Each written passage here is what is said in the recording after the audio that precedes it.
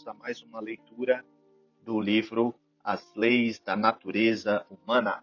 Vamos ao capítulo 4, determinar a força de caráter das pessoas, a lei do comportamento compulsivo. Mas antes disso, não esqueça de curtir o vídeo, de compartilhar com seus amigos e se inscrever no nosso canal e também de selecionar o sininho para receber as notificações. Então vamos ao conteúdo. Ao escolher pessoas para trabalhar e associar-se, não seja hipnotizado por sua reputação ou tomado pela superfície da imagem que eles projetam. Em vez disso, treine-se olhar profundamente para dentro deles e ver o seu caráter. O caráter das pessoas é formado em seus primeiros anos e pelos seus hábitos diários, e o que os compele a repetir certas ações em suas vidas e cair em padrões negativos. Observe atentamente esses padrões e leve para as pessoas algo nunca antes percebido. Eles inevitavelmente repetirão seu comportamento. Calcule a força relativa de sua personagem pelo quão bem eles podem lidar com a adversidade, sua capacidade de se adaptar e trabalhar com outras pessoas, sua paciência e capacidade de aprender. Sempre gravite em direções àqueles que exigem sinais de força e evitam os muitos tipos tóxicos que aparecem por lá. Conheça bem o seu próprio personagem para poder quebrar os seus padrões compulsivos e assumir controle de seu destino. O padrão. Para suas tias, tios e avós que o viram crescer em Houston, Texas, Horde Hognes Jr., 1905 a 1976, foi um pouco tímido e um garoto desejado.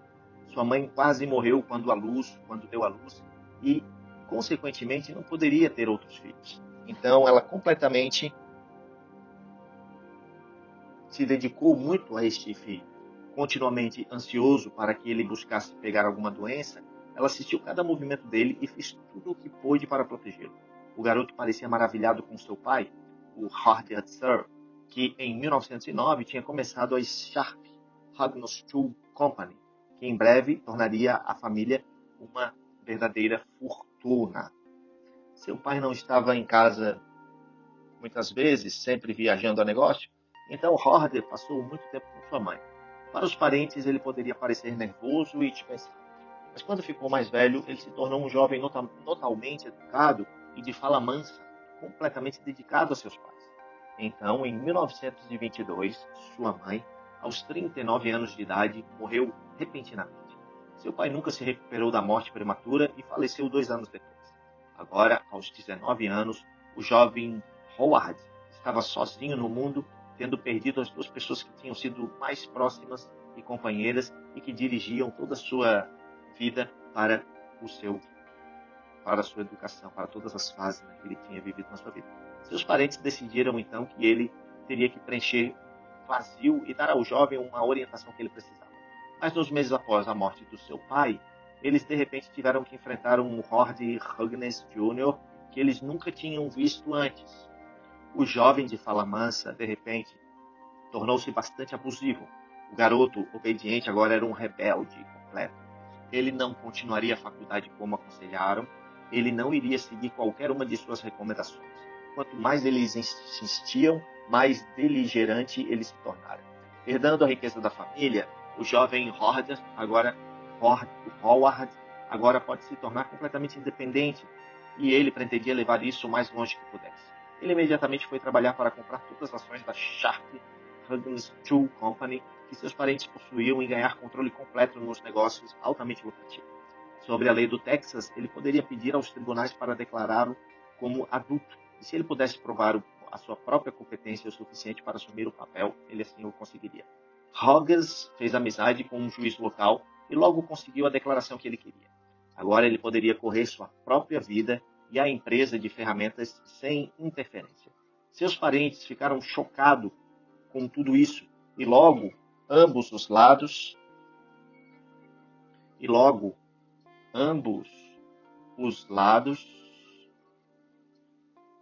cortaram quase todos os contatos uns com os outros para o resto de suas vidas.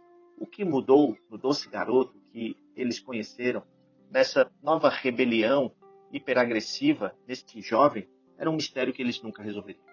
Pouco depois de declarar sua independência, Howard estabeleceu-se em Los Angeles, onde ele estava determinado a seguir suas novas paixões, produção cinematográfica e pilotagem de aviões. Ele tinha o dinheiro para entrar de cabeça em ambos os interesses. Em 1927, ele decidiu combinar, produzindo um filme épico, combinar os dois, né? Um filme épico de alto orçamento sobre aviadores durante a Primeira Guerra Mundial, para ser chamado o filme de Anjos do Inferno. Ele contratou um diretor e uma equipe de escritores para chegar num roteiro perfeito, mas ele teve um desentendimento com o diretor e o demitiu.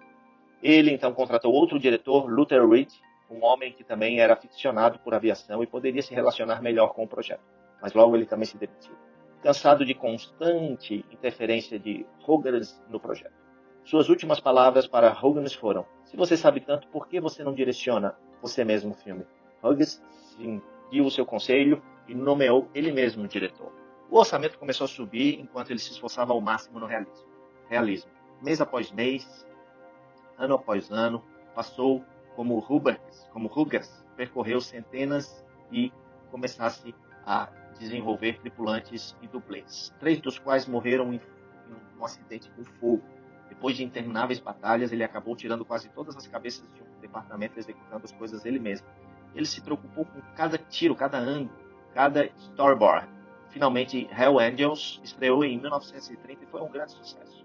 A história foi uma bagunça, mas o voo e ação sequenciais emocionaram. Agora, a lenda de Howard Hughes foi que realmente ele se projetou. Ele era um jovem e muito arrojado e tinha resistido ao sistema e criou um hit. Ele foi um individualista robusto que fez tudo ele mesmo. O filme custou cerca de 3,8 milhões para fazer e certo de uns 2 milhões que foram desperdiçados.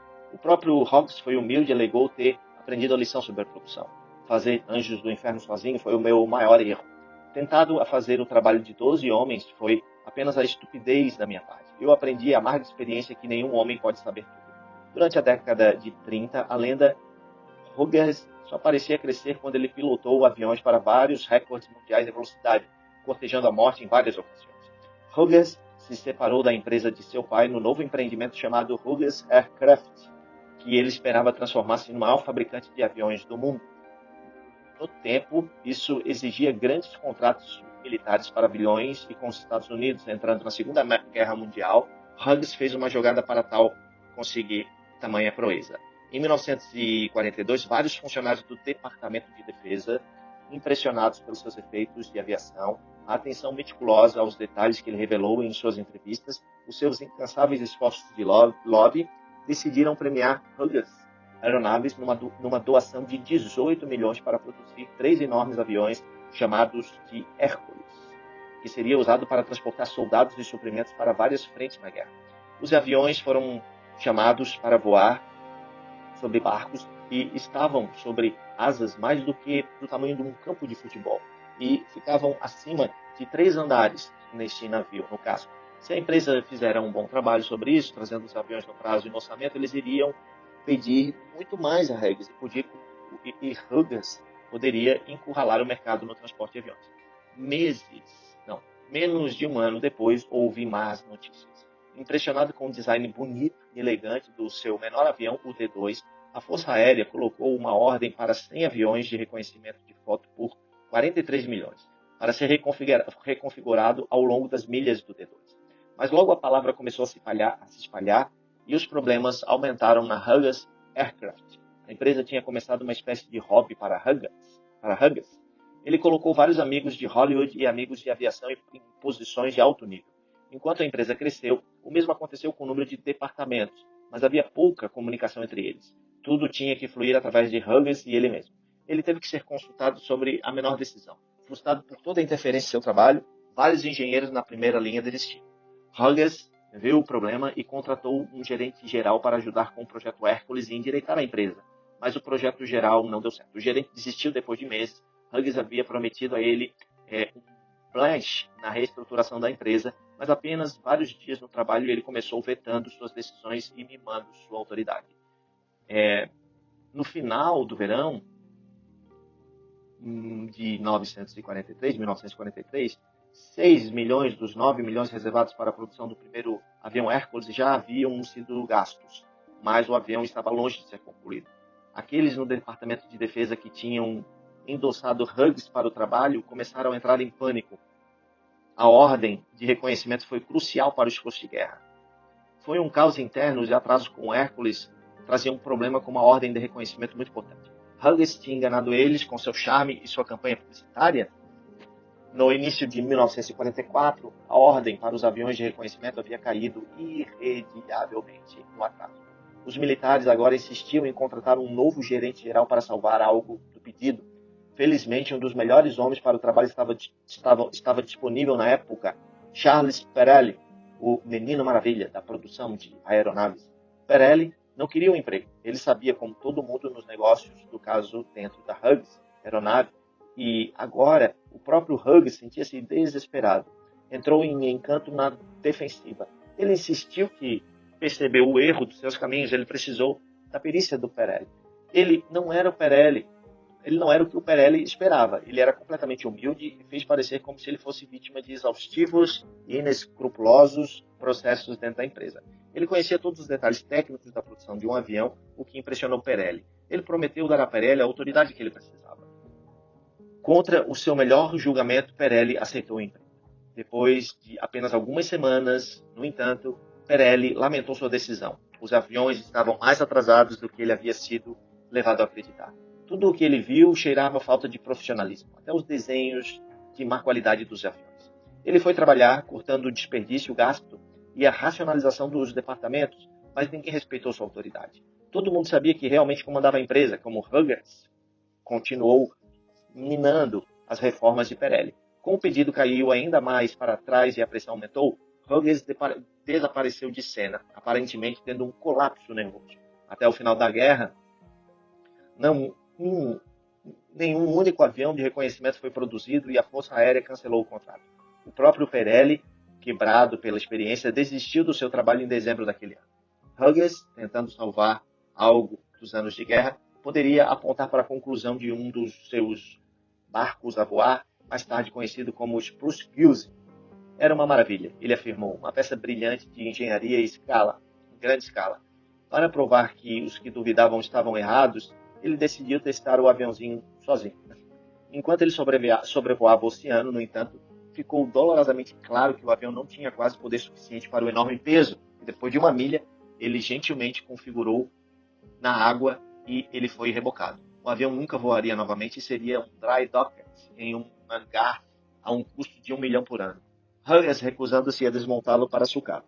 Em 1948, o proprietário da RKO Pictures, Floyd Oldham, estava procurando vender. A RKO foi um dos mais rentáveis e prestigiados de Hollywood, dos estúdios de Hollywood, e Hughes estava ansioso para voltar ao centro das atenções por estabelecer o seu negócio no cinema. Ele comprou as ações da Odlum e ganhou o interesse de controle. Dentro da RKO, houve pânico. Os executivos de lá sabiam de sua reputação para se intrometer. A empresa tinha acabado de trazer um novo regime liderado por Dory Scherer, que veio a transformar a RKO no estúdio mais quente para jovens diretores como Scherer. E isso foi realmente constrangedor. Mas ele concordou em primeiro conhecer Hughes, primeiro pela curiosidade. Hughes era todo um encanto. Ele pegou a mão de Scherer, olhou para ele direto nos olhos. Eu não quero fazer parte do estúdio. Você vai ficar sozinho. Scherer, surpreso com a sinceridade e com a proposta de transformação do Scherer no estúdio, cedeu. E nas primeiras semanas tudo foi como o Hughes havia prometido. Mas então os telefonemas começaram.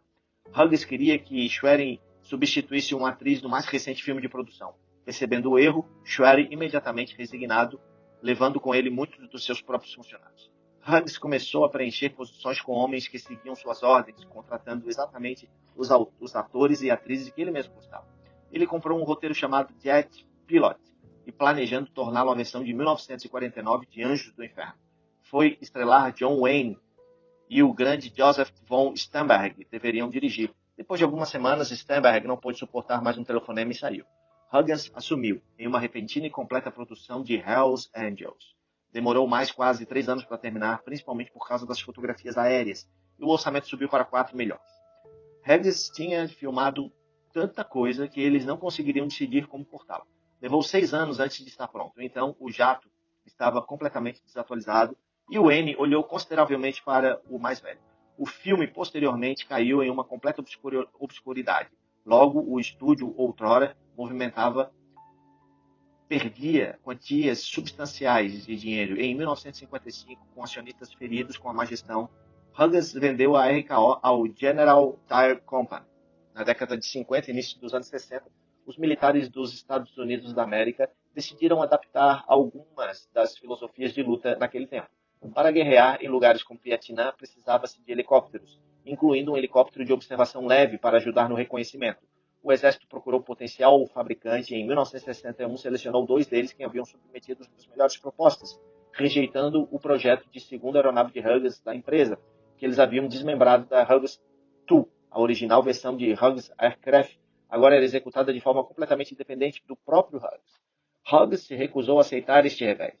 Da equipe de publicidade veio uma enorme campanha de lobby, ganhando a desenvolver ali um exército, tanto quanto eles tinham feito cerca de 20 anos antes com os aviões de reconhecimento de fotos, gastando dinheiro generosamente. A campanha foi um sucesso e a entrada de Hughes estava agora em execução junto com os outros. O exército decidiu que a empresa entraria na melhor situação financeira para ganhar. O preço que Hughes apresentou surpreendeu os militares. Era tão baixo que parecia impossível para a empresa fazer algum dinheiro na fabricação dos helicópteros. Parecia claro que a sua estratégia era perder dinheiro na produção inicial a fim de ganhar no leilão, obter o contrato e em seguida aumentar o preço e gerar ali ganhos subsequentes. Em 1965, o Exército finalmente abjudicou o contrato a Hughes, um incrível golpe para uma empresa que teve tão pouco sucesso na produção de aviões. E se eles foram feitos bem e no tempo, o Exército poderia encomendar milhares de helicópteros. E Hughes poderia usar isso como um trampolim na produção de helicópteros comerciais, um negócio em expansão. Com o aquecimento da guerra do Vietnã, o exército certamente aumentaria sua ordem e Hughes iria colher a bonança. Mas como eles esperavam a entrega dos primeiros helicópteros, aqueles que haviam abjudicado o contrato para Hughes começaram a entrar em pânico. A empresa estava caindo muito atrás do cronograma que eles tinham acordado. Então, estavam lançando uma investigação para descobrir o que tinha acontecido. Para seu horror, parecia não haver linha de produção organizada. A planta era pequena demais para lidar com tal ordem. Os detalhes estavam todos errados, os desenhos não eram profissionais, as ferramentas eram inadequadas e havia muito pouco trabalhadores qualificados no local. Isso era como se a empresa não tivesse experiência em projetar aviões e tentando descobrir como foi. Foi exatamente a mesma situação com os aviões de reconhecimento de foto, que apenas alguns exércitos poderiam lembrar. Ficou claro que Hughes não tinha aprendido uma única lição do fiasco anterior. Como eles agora podiam prever, os helicópteros só entrariam. Se sentir desesperados, os exércitos decidiram realizar um novo leilão para a maior ordem de 2.200 helicópteros que eles precisariam para agora, esperando uma empresa experiente que iriam entrar com um preço menor e forçar a saída de Hughes. Hughes entrou em pânico. Para perder este lance de acompanhamento numa significativa ruína, significaria a ruína dele. A empresa contava com um aumento de preço para esta ordem, porém para recuperar as enormes perdas que tinha incorrido com a produção inicial. Essa foi a aposta que Hughes tinha feito. Se ele tentou entrar em um preço baixo para os helicópteros adicionais, então ele poderia devolver um lucro, e ainda se sua oferta não fosse baixa o suficiente, ele seria um underbid, que foi o que aconteceu. A perda de Hughes, no fim, para os helicópteros que produziu foi de 90 astronômicos milhões e teve um efeito devastador na sua empresa. Em 1976, Howard Hughes morreu em um avião a caminho de Acapulco para Houston, e com uma autópsia foi realizada no seu corpo, o público finalmente ficou ciente de que ele tinha acontecido com ele na última década. Durante anos ele tinha sido viciado em analgésicos e narcóticos. Ele tinha vivido em quartos de hotéis bem fechados, com medo de morrer pela contaminação, por contaminação de germes. No momento da sua morte, ele pesava apenas 93 quilos. Ele tinha vivido quase que em total isolamento, assistindo alguns dos seus assistentes, tentando desesperadamente manter disso fora a visão do público. Foi a derradeira ironia que um homem que temia mais do que qualquer coisa a menor perda do controle acabara em seus últimos anos a completa misericórdia em um punhado de assistentes executivos que supervisionavam sua morte lenta por meio de drogas e eliminavam o controle da empresa dele. Interpretação. O padrão de vida de Howard Hughes foi definido a partir de muito cedo. Sua mãe tinha uma natureza ansiosa e depois de aprender, ela não poderia ter mais filhos. Ela dirigiu uma grande parte da sua ansiedade em relação ao seu único filho. Ela sufocou com ele em um constante processo de atenção. Ela se tornou sua companheira mais próxima, quase nunca deixando ele fora de vista. O pai colocou expectativas tremendas em seu filho para manter o nome da família. Seus pais determinaram tudo o que ele fez e o que ele usava, o que ele comia e também quem eram seus amigos, embora eram poucos. Eles levaram de escola em escola procurando pelo ambiente perfeito para o seu filho, que se mostrara hipersensível e não fácil de conviver. Ele estava completamente dependente deles para tudo e, fora de um tremendo medo de desapontá-los, tornou-se surpreendentemente educado e obediente. A verdade, no entanto, era que ele se ressentia amargamente da total dependência. Uma vez que seus pais morreram, seu verdadeiro caráter poderia finalmente emergir debaixo dos sorrisos de obediência. Ele não sentiu amor por seus parentes. Ele preferia encarar o futuro sozinho do que ter um pouco de autoridade acima deles. Ele tinha que ter controle total, mesmo que com a idade de 19 anos, sobre o seu destino. Qualquer coisa menos se agitaria as velhas ansiedades da infância. E com o dinheiro que ele herdou, ele tinha o poder de realizar seus sonhos de independência total. Seu amor de voar refletia esse traço de caráter. Apenas no ar, sozinho e no leme, ele poderia realmente experimentar a alegria de controlar e liberar suas ansiedades. Ele poderia voar alto acima das massas, a quem ele secretamente desprezava. Ele poderia enfrentar a morte, o que ele fez muitas vezes, porque seria uma morte sobre seu próprio poder. Seu personagem saiu ainda mais claramente no estilo de liderança que ele evoluiu em Hollywood e em seus outros empreendimentos comerciais. Ele se auto-intitulava escritor, diretor e executivo e apresentava suas próprias ideias, e só ele podia ver como isso era um desafio pessoal à sua autoridade. Isso seria agitar suas ansiedades antigas sobre um ser indefeso e dependente dos outros. Para combater esta ansiedade, ele teria que manter o controle de todos os aspectos, o negócio, a supervisão, até mesmo a ortografia e a gramática do menor aviso de publicidade. Ele teria que criar uma estrutura muito solta dentro de sua empresa, fazendo com que todos os executivos lutassem entre si por sua atenção. Melhor ter algum caos interno, contando que tudo flua através dele. O paradoxo disso tudo foi que, ao tentar obter o total controle, ele tendia a perdê-lo. Um homem não poderia manter-se em cima de tudo, e assim todos os tipos de problemas imprevistos surgiam. E quando o projeto se desfez, o calor se intensificou. Ele desapareceria de cena ou convenientemente adoecia. Sua necessidade de controlar tudo ao redor dele até se estendia às mulheres que ele namorava. Ele examinou cada uma delas e, em seguida, ele fazia umas investigações muito particulares. O problema que Howard Hughes apresentou para todos aqueles que escolheram trabalhar com ele em alguma capacidade foi que ele construiu cuidadosamente uma imagem pública que escondia as fraquezas gritantes em seu caráter. Em vez de microgerentes irracionais, ele poderia se apresentar como um individualista robusto e o independente maverick americano. A maioria prejudicial de todos foi sua capacidade de se apresentar como um sucesso empresário liderado por um império de bilhões de dólares. Na verdade, ele herdou um negócio de ferramentas altamente lucrativo de seu pai. Ao longo dos anos, apenas parte do seu império que gerava lucros substanciais foram a ferramenta da empresa e uma versão anterior de Hughes Aircraft que ele havia girado fora da empresa de ferramentas. Por várias razões, ambos os negócios foram executados completamente independente de Hughes.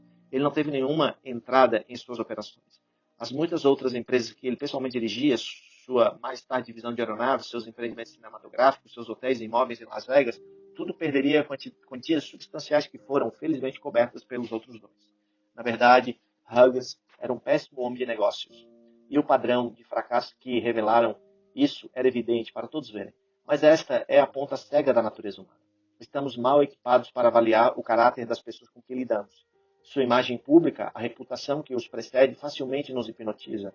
Nós somos cativados pelas aparências. Se eles cercam de alguns mitos sedutores, como Hughes fez, queremos acreditar nisso. Ao invés de determinar o caráter das pessoas, sua capacidade de trabalhar com os outros, cumprir suas promessas, permanecer forte em circunstâncias adversas, optar por trabalhar ou contratar pessoas com base nos seus currículos brilhantes, sua inteligência e seu charme, até mesmo um traço positivo como inteligência é inútil se a pessoa passa por ser fraca ou caráter duvidoso. E assim, por causa do nosso ponto cego, sofremos sobre o líder irresponsável, o chefe de microgerenciamento, o parceiro conivente. Esta é a fonte de tragédias sem fim na história, nosso padrão como espécie. A todo custo, você deve alterar sua perspectiva. Treine-se para ignorar à frente o que as pessoas exibem. o mito que os rodeia. Em vez disso, sondar suas profundezas em busca de sinais de seu caráter. Isso pode ser visto nos padrões que eles revelam de seu passado, a qualidade de suas decisões, como eles escolheram resolver problemas, como eles delegam autoridade e trabalho com os outros e inúmeros outros sinais. Uma pessoa de caráter forte é como um ouro, raro, mas inestimável. Eles podem adaptar-se e aprender e também se aprimorar, desde que o processo dependa de pessoas com quem você trabalha e que fazem parte do personagem, do objetivo principal da sua atenção. Você vai poupar-se da miséria de descobrir o seu caráter quando é tarde demais. Aí tem uma frase de Heráclitos: caráter é destino. Chaves para a natureza humana. Por milhares de anos, nós, humanos, acreditamos no destino. Algum tipo de força, espíritos, deuses ou Deus, nos obrigaram a agir de uma certa maneira. No nascimento de nossas vidas inteiras, fomos, de certa forma, predestinados. Estávamos fadados a ter sucesso ou fracasso. Nos vemos de uma maneira muito diferente agora. Nós acreditamos que somos, em parte, pessoas que estão no controle do que acontece, que criamos o nosso próprio destino. Ocasionalmente, no entanto, podemos ter uma sensação fugaz que se aproxima do que os nossos ancestrais devem ter sentido. Talvez um relacionamento pessoal que vai mal, ou nossa carreira que tem algum obstáculo, e essas dificuldades são estranhamente semelhantes ao que aconteceu em nosso passado. Ou percebemos que nossa maneira de trabalhar em um projeto precisa de melhoria, nós poderíamos fazer coisas melhores, nós tentamos alterar nossos métodos, apenas para nos encontrarmos fazendo as coisas exatamente dessa maneira, com quase os mesmos resultados. Podemos nos sentir por um momento que algum tipo de força maligna no mundo, alguma maldição, nos obriga a reviver as mesmas situações. Muitas vezes podemos notar esse fenômeno mais claramente nas ações de outros, particularmente aqueles mais próximos de nós. Por exemplo, nos vemos em amigos continuamente que caem para exatamente fazer a coisa errada ou inconscientemente empurrar a pessoa para fora. Nós nos escolhemos com algum comportamento tolo, como um investimento mal considerado ou uma escolha de uma carreira errada, apenas para vê-los refletir a loucura alguns anos depois, uma vez que eles esquecem a lição. Ou nós conhecemos alguém que sempre consegue ofender o errado na hora errada, na pessoa errada, criando hostilidade onde quer que vá. Ou eles desmonoram sob pressão, sempre da mesma maneira, mas culpando os outros ou o azar que acontece. E é claro que sabemos que os viciados que saem do seu vício apenas para voltar atrás ou encontrar alguma outra forma de vício. Nós vemos esses padrões e eles não, porque ninguém gosta de acreditar que eles estão operando sobre algum tipo de compulsão além do seu controle. É um pensamento muito perturbador. Se formos honestos conosco mesmos, deveríamos admitir que há uma verdade para o conceito de destino. Estamos propensos a repetir as mesmas decisões e métodos de lidar com os problemas. Há um padrão em nossa vida particularmente visível em nossos erros e falhas. Há uma diferente maneira de olhar para este conceito. Não são espíritos ou deuses que nos controlam, mas sim o nosso caráter. A etimologia da palavra caráter, do grego antigo, refere-se a um instrumento de gravação ou estampagem. O caráter, então, é algo tão profundamente enraizado ou estampado dentro de nós que nos obriga a agir de determinadas maneiras, além da nossa consciência e controle. Podemos conceber esse personagem como tendo 3 componentes essenciais, cada uma numa camada acima da outra, dando esta profundidade em caracteres. A camada mais antiga e mais profunda vem da genética. De modo particular, nossos cérebros são conectados, o que nos predispõe a certos humores e preferências. Este componente genético pode fazer algumas pessoas propensas à depressão, por exemplo. Faz algumas pessoas introvertidas e outras extrovertidas. Pode até inclinar alguns para tornar-se especialmente gananciosos, por atenção ou privilégios ou posse. A psicanalista Melanie Klein, que estudou crianças, acreditava que o tipo ganancioso é ávido de crianças veio ao mundo predisposto em direção a esse traço de caráter. Pode haver outros fatores genéticos também que nos predispõem à hostilidade, ansiedade ou abertura. A segunda camada, que se torna acima disso, vem do nosso primeiro ano, dos nossos primeiros anos e do tipo particular de anexos que formamos com as nossas mães e cuidadoras. Nesses primeiros 3 ou 4 anos, nossos cérebros são especialmente maleáveis. Nós experimentamos emoções muito intensas. Criamos traços de memória que são muito profundos de qualquer coisa que segue. Nesse período de vida, estamos mais suscetíveis à influência dos outros. E o selo desses anos é muito profundo. Joe Bowlby, um antropólogo e psicanalista, estudou padrões de apego entre mães e filhos e surgiu com 4 esquemas básicos: livre e autônomo, dispensando, enredado, ambivalente e desorganizado. O selo livre e autônomo vem de mães que dão liberdade a seus filhos para se descobrirem e são continuamente sensíveis às suas necessidades, mas também protegem. As mães que determinam são frequentemente distantes e às vezes hostis e rejeitam esse processo. Essas crianças são carimbadas com um sentimento de abandono. Um sentimento de abandono.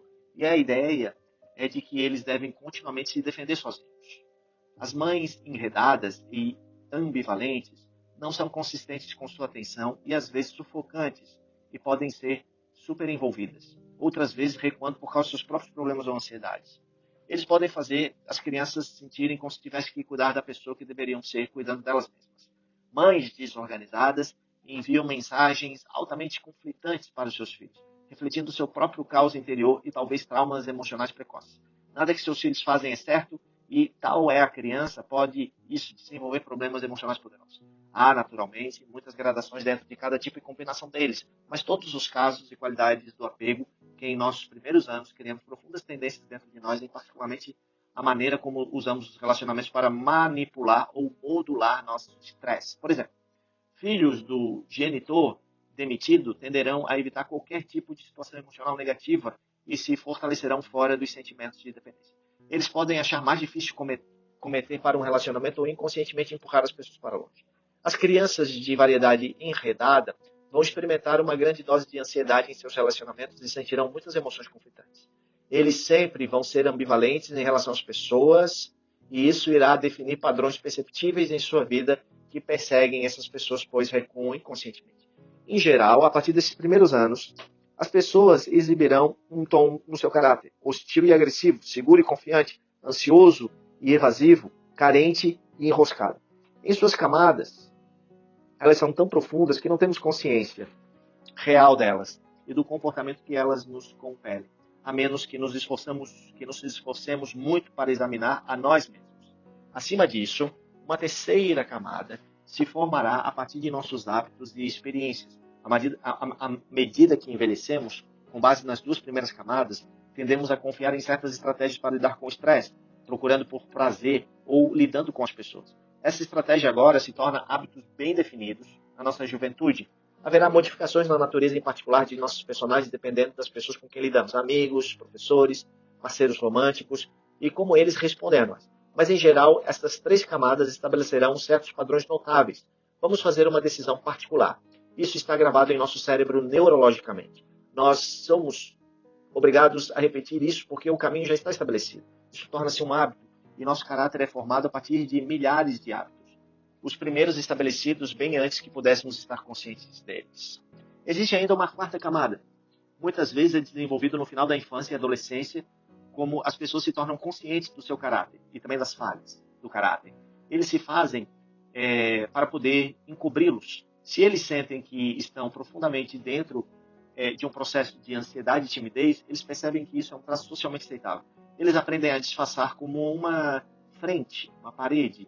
Eles compensam tentando parecer extrovertidos ou despreocupados ou mesmo dominadores. Isso os torna ainda mais difíceis para nós determinar a natureza. Isso ainda torna mais difícil para nós determinar a natureza de seu caráter.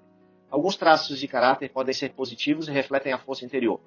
Por exemplo, algumas pessoas tendem uma propensão para serem generosas e abertas, compreensíveis e resilientes sob pressão. Mas esses critérios fortes, qualidades mais flexíveis, muitas vezes exigem consciência e prática para verdadeiramente tornar-se hábitos para que possam ser invocados.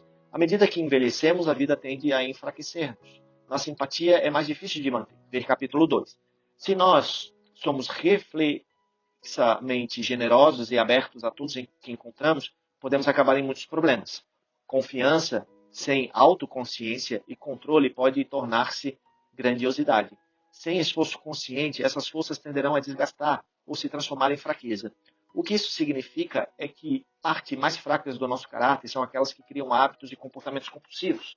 Por exemplo, por que isso exige tanto esforço ou prática para manter?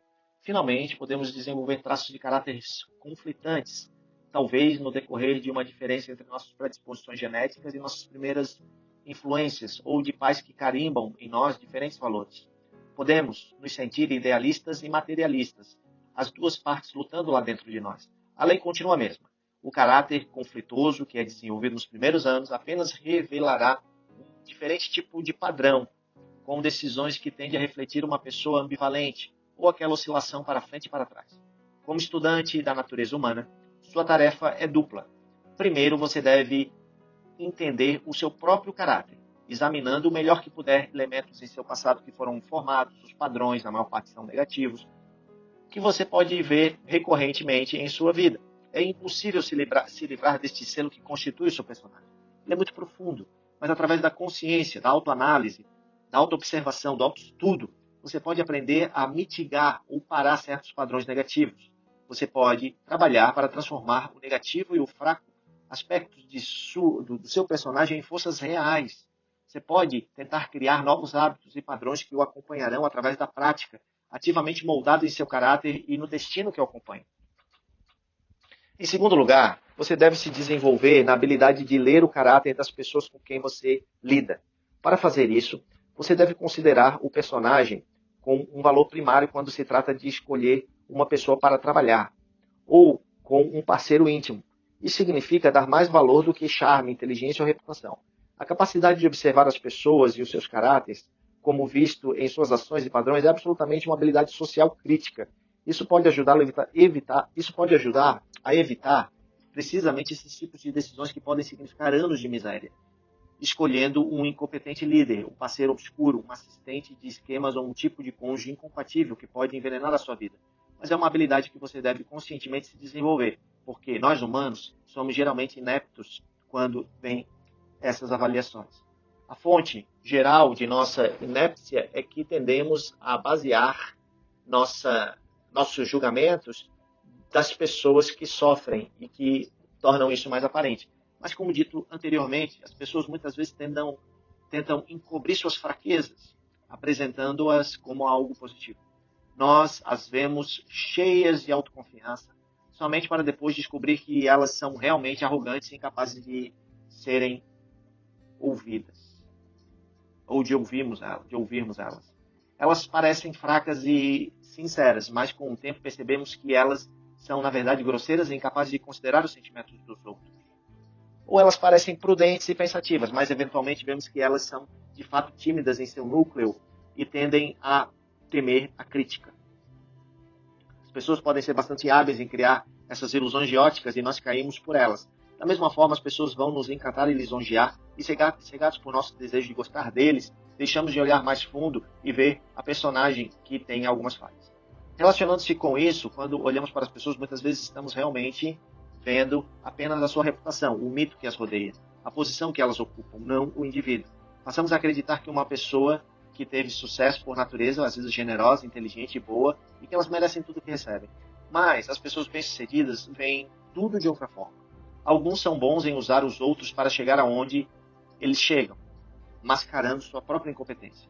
Alguns são completamente manipulativos. Pessoas de sucesso têm tantas falhas de caráter que alguns não conseguem ver. Além disso, tendemos a acreditar que alguém que adere a uma particular religião ou sistema de crença política ou código moral deve ter uma personagem para ir em encontro com isso.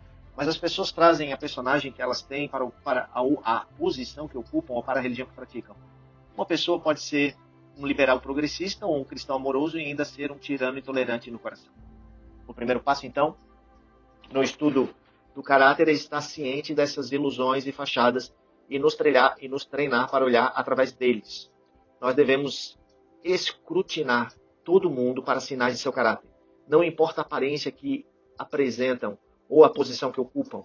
Com isso, firmemente em mente, podemos então trabalhar em vários componentes chaves para a habilidade. Recomendo certos sinais de que as pessoas emitem em certas situações e que vão revelar claramente o seu caráter, entendendo algumas categorias gerais que as pessoas possam se encaixar. Forte versus fraco, por exemplo. E, finalmente, estar ciente de certos tipos de caráter que muitas vezes são os mais tóxicos e que devem ser evitáveis, se possível. Sinais da personagem. O indicador mais significativo do caráter das pessoas vem através de suas ações ao longo do tempo. Apesar do que as pessoas dizem sobre as lições que aprendi, veja Howard Hughes, e como eles mudaram nos anos, você inevitavelmente notará as mesmas ações e decisões repetindo no curso da sua vida. Nessas decisões, eles revelam sua personagem. Você deve tomar conhecimento de quaisquer formas salientes de comportamento desaparecendo quando há muito estresse, não completando um importante trabalho, tornando-se repetidamente beligerante e desafiados. Ou, pelo contrário, de repente subindo para ocasiões quando dado de responsabilidade. Com isso fixado na sua mente, você faz algumas pesquisas sobre seu passado. Você olha para outras ações que você observou que se encaixem neste padrão, agora em retrocesso. Você presta muita atenção ao que eles fazem no presente. Você vê ações não como incidentes isolados, mas como parte de um padrão compulsivo. Se você ignorar o padrão, é sua culpa. Você deve sempre ter em mente o corolário primário dessa lei. As pessoas nunca fazem algo apenas uma vez. Elas podem tentar desculpar elas mesmas para dizer que perderam a cabeça no momento. Mas você pode ver com certeza que elas vão repetir esse padrão que fizeram em outra ocasião, compelidos pelo seu caráter e hábitos. Na verdade, eles vão muitas vezes repetir as ações e quando é completamente contra o seu interesse próprio, revelando a natureza compulsiva de suas fraquezas. Cassius Severus era um infame advogado orador que floresceu na época do imperador romano Augusto. Ele primeiro ganhou a atenção com seus discursos ardentes que atacavam romanos de alto escalão por seus estilos de vida extravagantes. Ele ganhou seguidores. Seu estilo era bombástico, mas cheio de humor que agradou o público. Encorajado pela atenção que recebeu, ele começou a insultar outros funcionários, sempre elevando o tom de seus ataques. As autoridades o advertiam para parar. A novidade se desgastou e a multidão ficou mais magra. Mas isso só fez Severus se esforçar mais. Finalmente, as autoridades tiveram o suficiente. Em 7 depois de Cristo, eles ordenaram livros para serem queimados e ele para ser banido para a ilha de Creta. Para o desânimo das autoridades romanas em Creta, ele simplesmente continuou sua campanha ofensiva, enviando cópias para Roma de suas mais recentes diatribes. Eles o avisaram novamente. Ele não apenas ignorou isso, mas começou a arregar e insultar funcionários cretenses locais que queriam que ele colocasse morte. Em 24 depois de Cristo, o Senado o baniu com sabedoria para os despojados da rocha de Cefiros, no meio do mar Egeu. Lá ele passaria os seus últimos 8 anos de vida e podemos imaginá-lo ainda inventando discursos mais insultuosos que ninguém mais ouviria.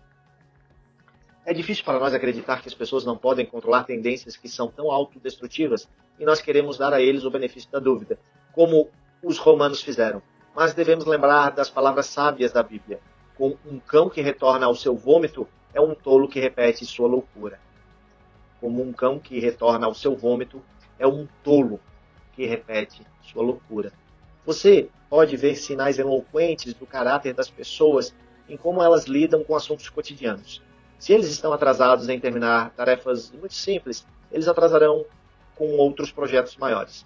Se eles se tornam irritados por pouco, com coisas inconvenientes, eles tendem a desmoronar sobre as coisas maiores. Se eles são esquecidos em assuntos pequenos e desatentos aos detalhes, eles estarão tão ligados quanto tão desligados, quanto os mais importantes.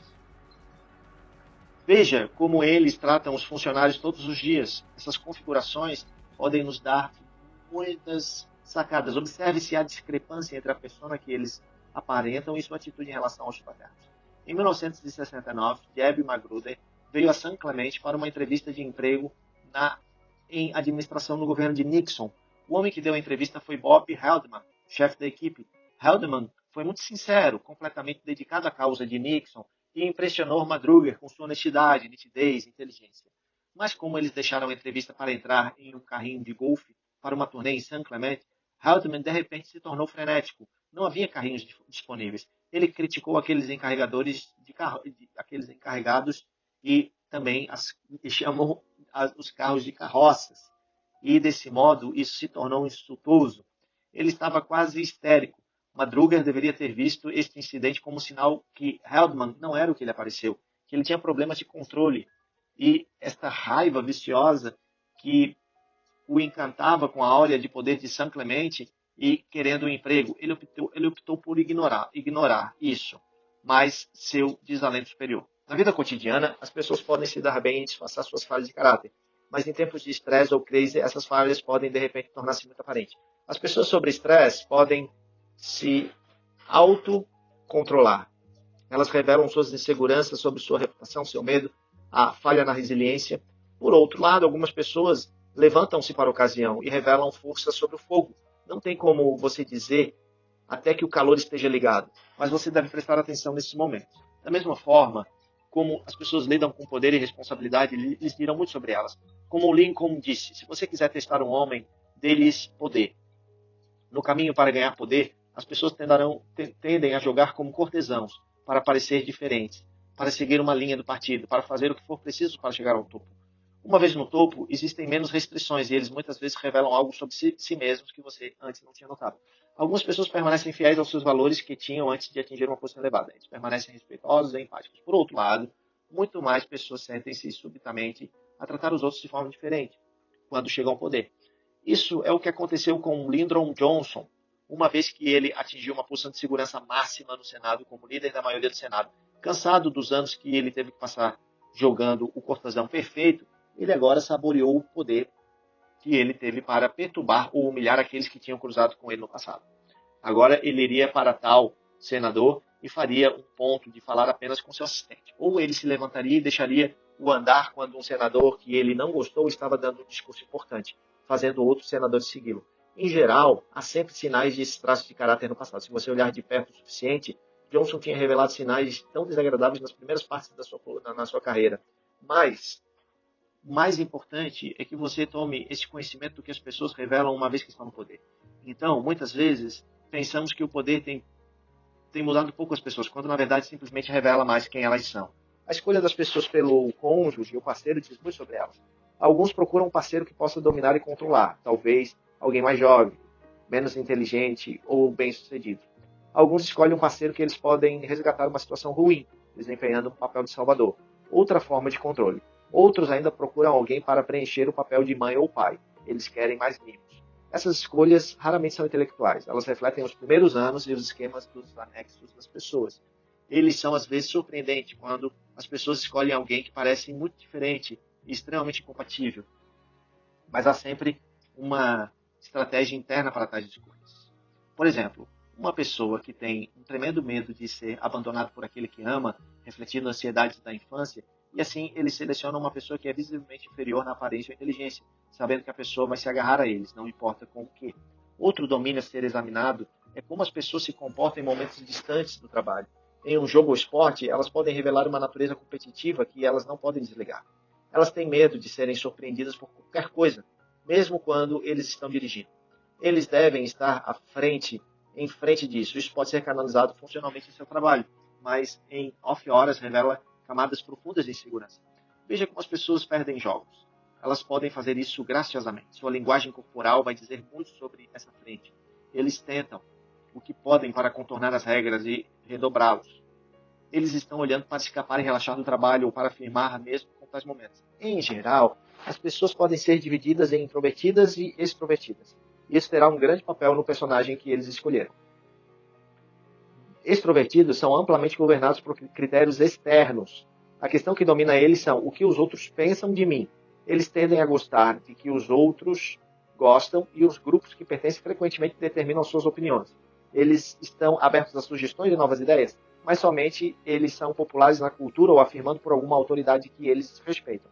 Extrovertidos valorizam coisas externas, roupas boas, ótimas refeições, prazer concreto compartilhado com os outros. Eles estão sempre em busca de novas e novas sensações e têm um faro para novas tendências. Eles não são apenas confortáveis com ruídos e agitação, mas procuram-a ativamente. Se eles são negrito, eles amam a aventura física. Se eles não são tão ousados, eles adoram uma criatura confortável. De qualquer forma, eles anseiam por estímulo e atenção dos outros. Introvertidos são mais sensíveis e facilmente esgotados por muitas atividades externas. Eles gostam de conservar sua energia, passar o tempo sozinho ou com um ou dois amigos mais próximos. Ao contrário dos extrovertidos, que são fascinados por fatos e estatísticas por si mesmos, os introvertidos são interessados em suas próprias opiniões e sentimentos. Eles adoram teorizar e veem as coisas como suas próprias ideias. Eles produzem algo, eles gostam de promover. Eles acham um esforço desagradável.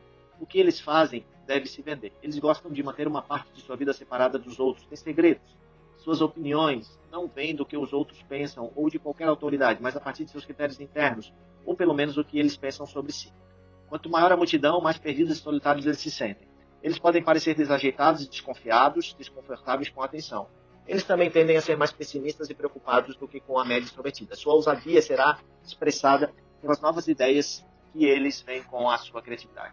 Você pode notar tendências em ambas as direções em indivíduos como você mesmo, mas em geral as pessoas tendem em uma ou outra direção.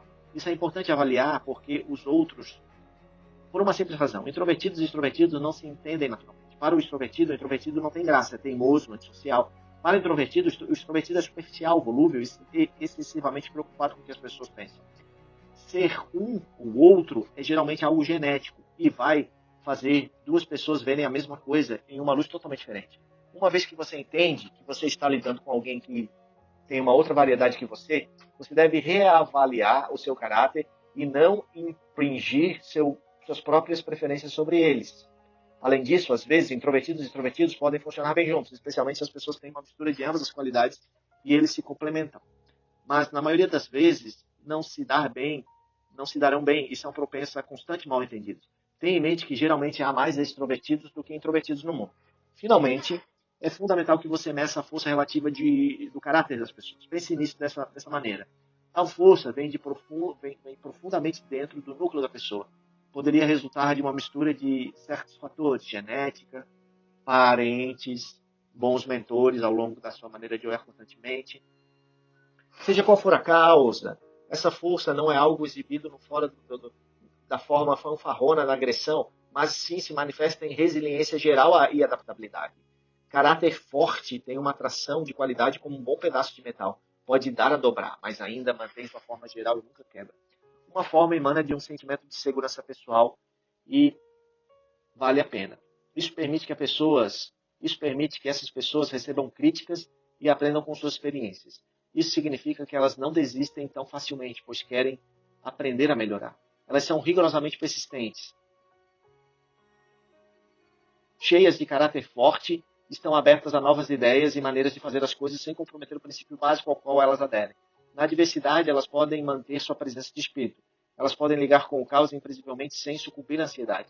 Elas mantêm sua palavra. Elas têm paciência. Podem organizar muito material e completar o que elas começaram. Mas continuamente estão inseguras sobre seu status. E também podem subestimar os seus interesses pessoais para o bem do grupo, sabendo que o que funciona melhor para a equipe, no final facilitará a vida deles. Para pessoas de caráter fraco, elas começam com uma posição oposta. Elas são facilmente oprimidas pelas circunstâncias, tornando-se difíceis de confiar. Estes são escorregadios e evasivos. Pior de tudo, eles não podem ser ensinados porque aprendem com os outros de forma implícita e crítica. Isso significa que você continuamente vai bater em uma parede em lidar com eles. Eles podem parecer ouvir as suas instruções, mas eles simplesmente reverterão para o que eles acham que é melhor. Somos todos uma mistura de qualidades fortes e fracas. Mas algumas pessoas claramente vivem de uma forma diferente. Tanto quanto você puder, você quer trabalhar e associar com personagens fortes e evitar os fracos. Esse tem sido a base que todos os trabalhos de Warren Buffett são feitos nas decisões de investimento. Ele olha além dos números para os CEOs que ele pode ver. O que ele realmente quer avaliar acima de tudo é sua resiliência, sua confiabilidade e sua autoconfiança. Se ao menos nós usássemos tais medições naqueles que contratamos, os parceiros que aceitamos e até os políticos que escolhemos. Embora as relações íntimas existem, certamente outros fatores que guiará nossas escolhas. Força de caráter também deve ser considerado. Isso foi, em grande parte, o que levou Franklin Roosevelt a escolher Eleanor como esposa. Como um jovem, bonito e rico, ele podia escolher muitas outras moças mais bonitas, mas ele admirava a abertura de Eleanor nas experiências de sua notável determinação. Olhando para o futuro, ele podia ver o valor de sua personagem e como isso importaria para qualquer outra coisa. Ele acabou sendo a sua escolha mais sábia. Ao avaliar a força ou fraqueza, observe como as pessoas lidam com momentos estressantes e de responsabilidade. Olhe para os padrões dela, o que elas realmente completaram ou realizaram. Você também pode testar pessoas. Por exemplo, uma piada bem humorada a custas delas podem ser bastante revelador. Elas respondem graciosamente a isso, mas tão facilmente envolvidas em suas inseguranças, os seus olhos piscam ressentidos ou até com raiva. Para avaliar a sua confiabilidade ou um membro da sua equipe, dê-lhes informações ou compartilhe com eles um boato. Eles passam rapidamente ao longo da informação para outras pessoas. Eles são rápidos para tornar das suas ideias o pacote como sendo deles. Critique-os de maneira direta. Eles levam isso a sério e tendem a aprender a melhorar, ou eles mostram sinais evidentes de ressentimento? Dê a eles uma tarefa em aberto com menos sentido do que o habitual e monitore como eles organizam seus pensamentos e o tempo que fazem para executar. Desafie-os com uma tarefa difícil ou alguma maneira nova de fazer algo e veja como eles respondem, como eles lidam com sua ansiedade. Lembre-se, Personagem fraco irá neutralizar todos os outros possíveis boas qualidades que uma pessoa possa possuir. Por exemplo, pessoas de alta inteligência, mas de caráter fraco, podem chegar a boas ideias e até mesmo fazer um bom trabalho, mas eles vão desmoronar sob pressão, ou eles não vão aceitar gentilmente as críticas, ou elas pensarão primeiro e, acima de tudo, a sua própria agenda, ou a sua arrogância e suas qualidades irritantes causará outros em torno deles para sair, prejudicando o ambiente geral. Bem, os custos para trabalhar com eles e contratá-los devem ser avaliados. Alguém menos charmoso e inteligente, mas de forte caráter, provará mais confiável e produtivo a longo prazo. Pessoas de força real são tão raras como ouro, e se você as encontra, você deve responder como se tivesse descoberto um tesouro.